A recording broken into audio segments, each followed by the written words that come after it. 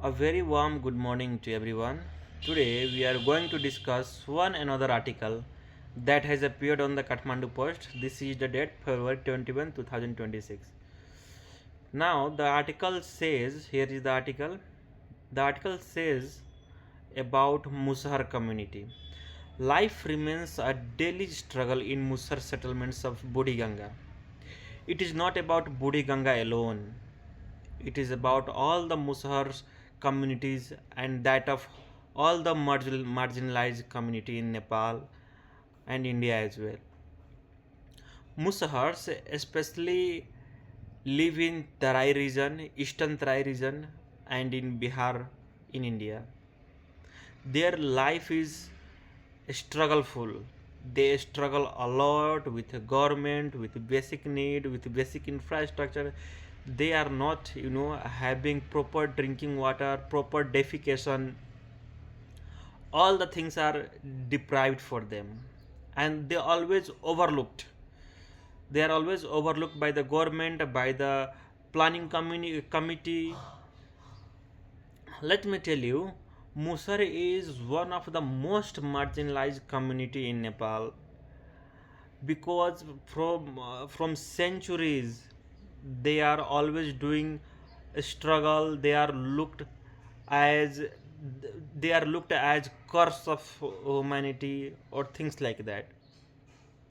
We people have a kind of hierarchy in South Asia, hierarchy of caste. We see Brahman at top, and then Vaishya, Kshatriya, Vaishya, Shudra. In this way, we have made a caste system.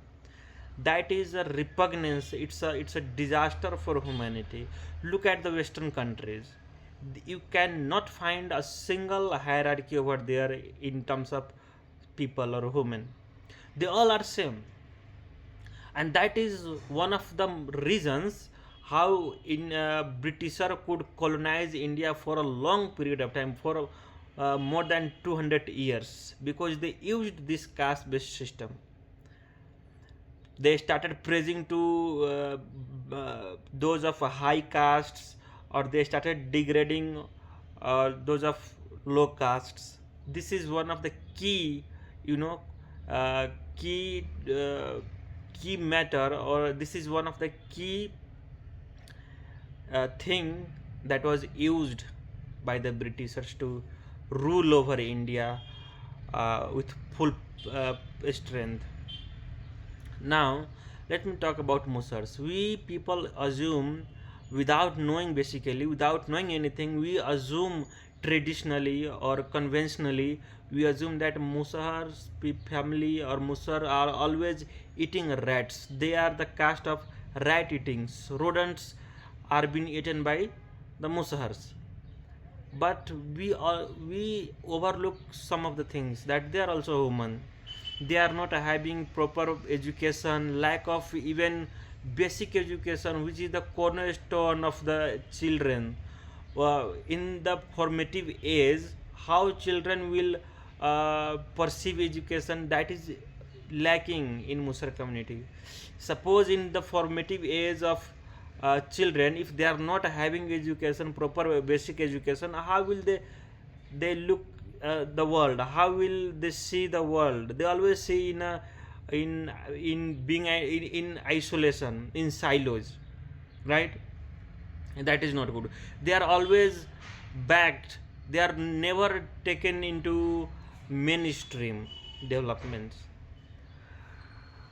Musahar, from history, they are always, you know deprived. They are always harassed. They are always, exploited by the richest people, richest community. uh, in Nepal, all the Musars who are living there in Budiganga or those areas in Tarais, eastern Tarais, they are, most of them do not have citizenship. They are not able to tell themselves that they are Nepali, even though their ancestors are living or were living in Nepal. They are dying, and their children are coming, and their offspring, so on and so forth, is coming. But this point itself means today's also they are not able to recognize themselves as Nepalis, because authorities do not provide them with a credible certificate like citizenship. This is the thing. And another thing is that uh, they do not have they do not have proper drinking system. Suppose there is a community of Musar, they are provided with only one tab, and they all have to eat from that tab only. Otherwise, they would have to be thirsty. They would have to remain thirsty.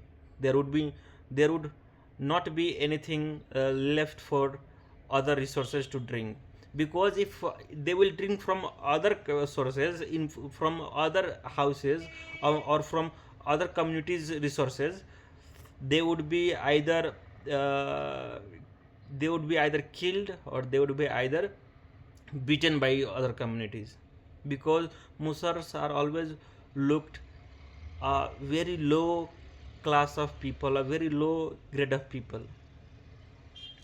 So this is the thing. And another is that uh, drinking water proper financial system is so worse that we cannot imagine. Look, poverty is not something which can be eradicated instantly. It takes time.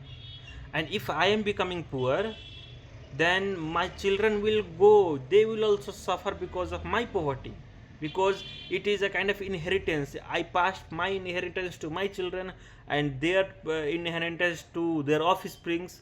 It goes like this, it goes hand in hand, I would say. So poverty is I would say is a poverty is a distressing, or it's a very bad phenomenon which happens, which occurs in a society or in a country.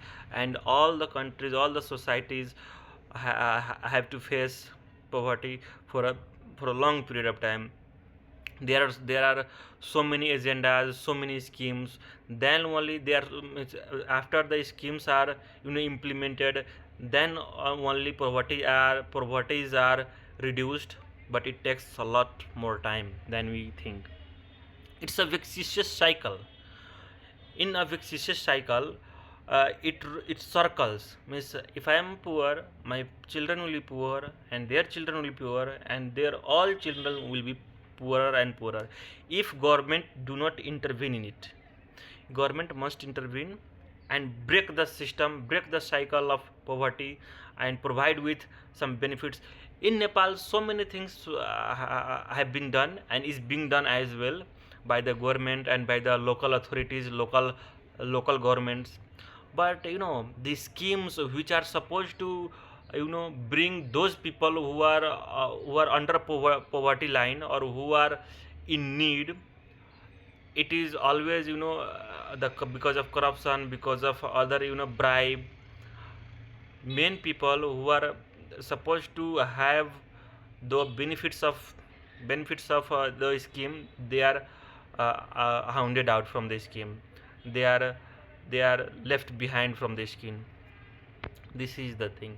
In Nepal, very often, more often than not, I would say, in Nepal, more often than not, government and local authorities, they come up with homes. This kind of scheme, homes will be built, houses will be built for those who are especially marginalized, or who are indigenous community. For them, homes will be made by the government treasury. But because of corruption and bribes, uh, they are not, that these schemes are not implemented on the ground in a full-fledged way.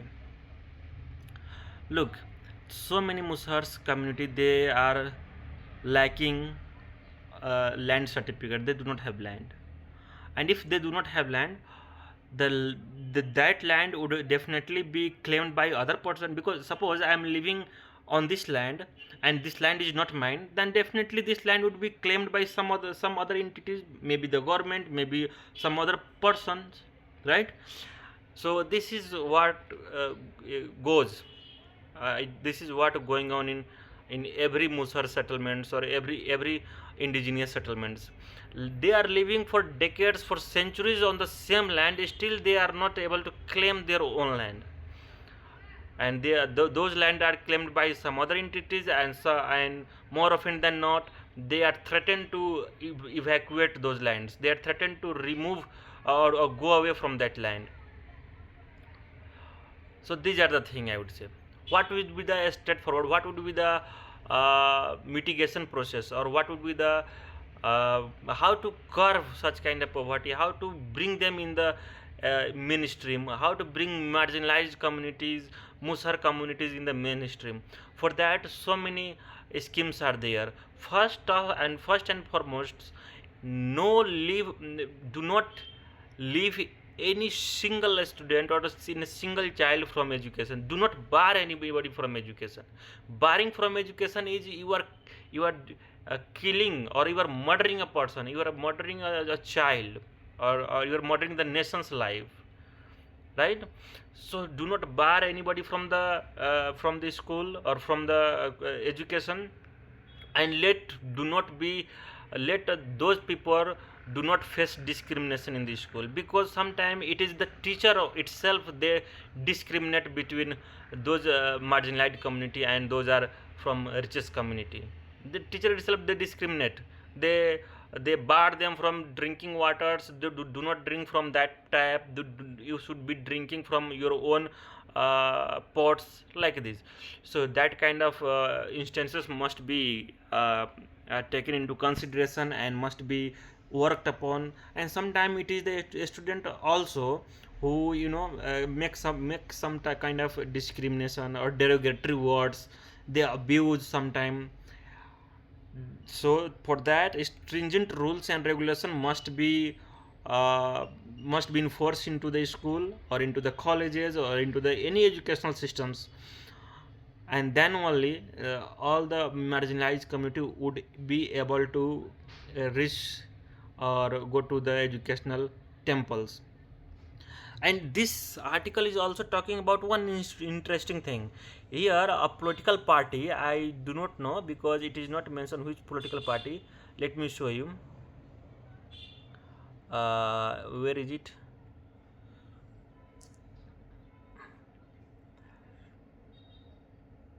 Here it is.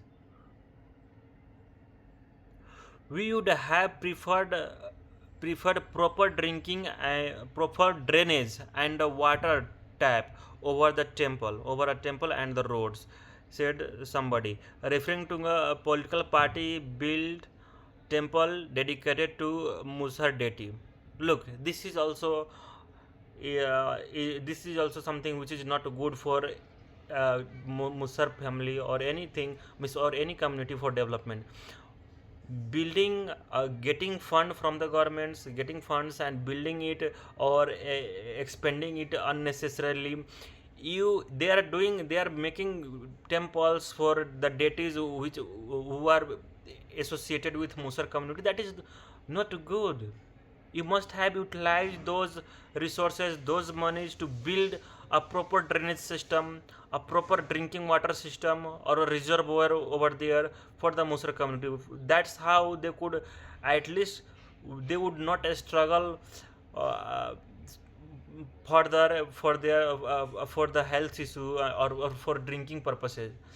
But building a temple of a deity is what would I say? It's not good at all, because in this modern education, health, proper planning, proper drinking water, proper defecation. You know many Musar family lack proper defecation system. There is no toilet at all. There is no toilet. They would go to the field and they would defecate conventionally as they were ancestor doing. So bring them into the mainstream, and let's flourish together. Let's build our nation together. That's all I want to say. That's all I can explain about this.